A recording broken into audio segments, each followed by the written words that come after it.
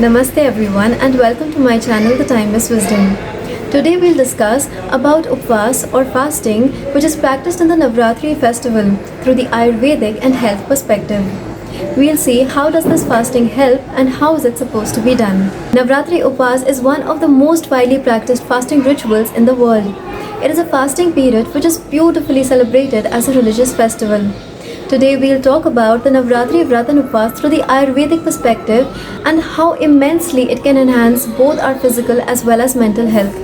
Also, do you know that as much as your fast matters in contributing towards a better health, how you break your fast is equally important and in fact determines the quality of your health afterward. Watch this video till the end to know about the most commonly made fasting mistakes, especially during this Navratri, and what is the ideal and authentic way to keep and break a fast. But before that, let's briefly know what fasting is and how it actually works. In Ayurveda, Upvas is called Langan. Langanam Param Aushadhi, which means that fasting is the best medicine. Yes, fasting can have miraculous health benefits and is actually the best medicine or even a cure for most of the health problems and lifestyle diseases. We have already discussed about the practice of Upvas, its health benefits through the Ayurvedic perspective and how it works. Its video link is over here and also in the description below. Please do watch that video first and then continue with this one to understand the entire concept much better. When we hold a fast, our digestive system gets a much needed break and gets ample time to heal and digest all the undigested, unwanted material, namely toxins, which have been accumulated in the body, and flush them out. This way it cleanses and detoxifies our entire system from the very roots. This way our body comes out of the fast with a much stronger digestive system which functions much better with an all-new vigor. The previously weakened digestive fire is now capable of making all the nutrients available to the body which it previously could not. In the Navratri, when Upvas is coupled with meditation and worship of the Supreme Divine, it creates a lot of positivity within our mind and spreads it to each cell of the body. This positivity gives a boost to the creation of well-balanced hormones, which in turn increases the cleansing and detoxifying process and of course helps activate our spiritual energy, improves mental health and peace of mind.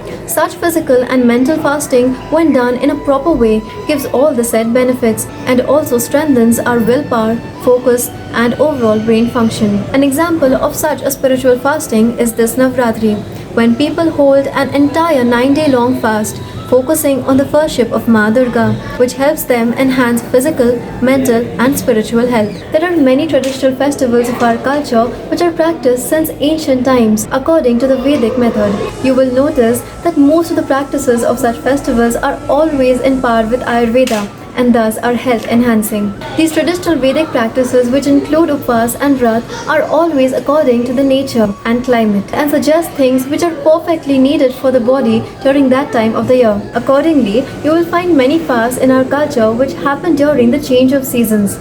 This is because fasting during the change of season is according to Ritucharya. Ritucharya is an important aspect of Ayurveda and suggests how to eat and live to maintain optimum health in each specific season and how these ways of eating and living differ according to different seasons. Fasting during the period of change from one season to another improves our immunity and protects us from viral fevers and flus which usually come along with climatic changes.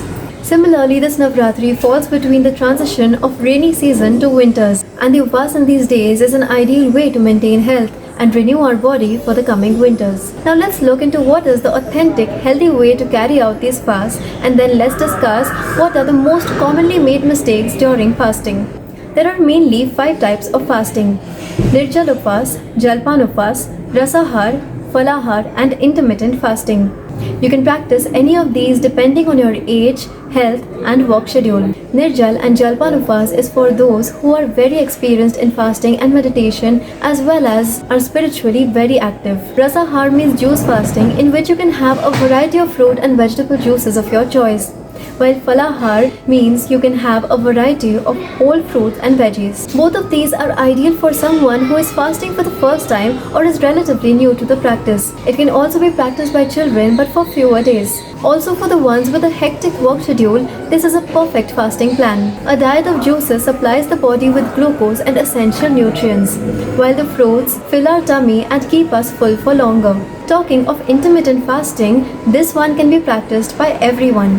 While intermittent fasting is naturally the healthiest eating pattern which should actually be practiced all through our life, it can also be practiced as a fast during Navratri. In this, one should consume 1 to 2 meals a day. Ideally, 1 meal for the sake of fasting.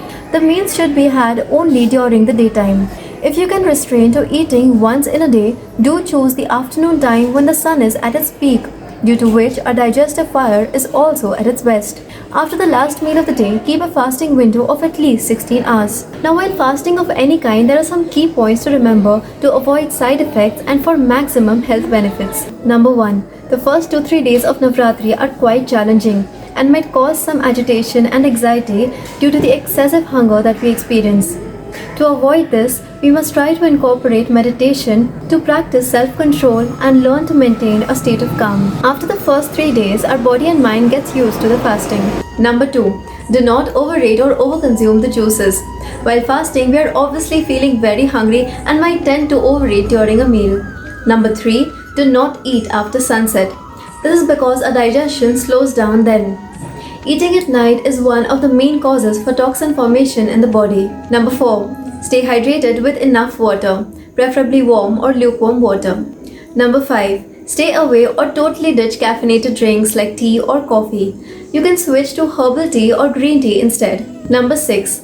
Ditch the refined salt, refined sugar and refined oils completely. Instead, you could use natural rock salt, jaggery and unrefined sugar like mishri. Use only unrefined oils for cooking made from local seeds. Number 7. Try to avoid dairy completely during the entire period of fasting. I know most of us consider milk and curd essential during Upvas, but believe me, packaged and industrialized milk does more harm than good to your body. Naturally obtained, cruelty-free, desi cow milk is the real milk, but unfortunately is rarely available today. Number 8. Try to consume a digestive drink which reduces pitta during the first few days, like jeera water, lemon water and kokum juice. While juice fasting, make sure to incorporate wheatgrass juice or ashgar juice, also called safed petha in Hindi. Make sure to consume no salt or sugar in this juice fast. Number 9. While shopping, stick to seasonal and local fruits and veggies. Number 10. While on intermittent fasting, make sure your diet is purely Satvik in nature. Stay away from packaged foods like fried chips and chioda and stick to fresh homemade meals. Now, during Navratri, if you cannot fast and want to eat at your normal times, or if you're practicing intermittent fasting, then definitely choose to stick with the traditional and recommended diet of this festival, which is a diet without grains and lentils, no wheat, no rice, no dal, a purely vegetarian and sattvic diet, which also means no onion and garlic, no spices except cumin seeds, cloves, tamarind and very limited black pepper, no refined salt.